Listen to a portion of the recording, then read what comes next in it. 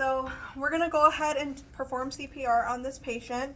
The first thing that we want to go ahead and do is we want to go ahead and do a quick assessment on the patient, making sure that we have stopped breathing and the heart rate has stopped as well. And we don't want to take too long doing that just because time is of the essence. And so we would listen to the patient.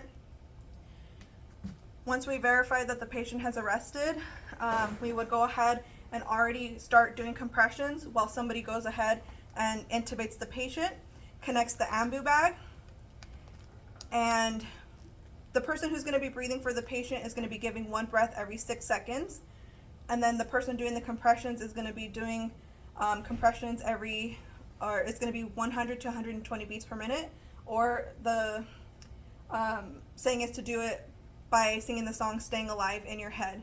You want to make sure that your arms are locked, and the best way to know where over the heart is by bending the elbow to the chest and then doing the compressions there.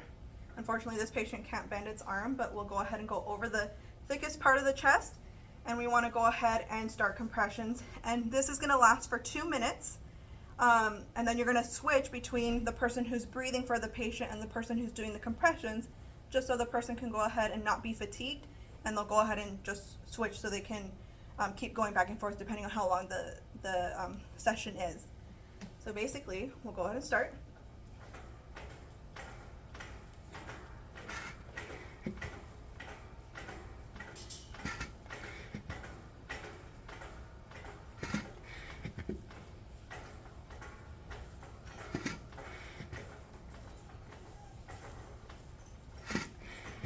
Okay, and then we're going to go ahead and switch. So 2 minutes has passed. And then we're going to go ahead and make this a quick change just because we don't want to stop the compressions and give the poor animal less of a chance of survival. Go ahead.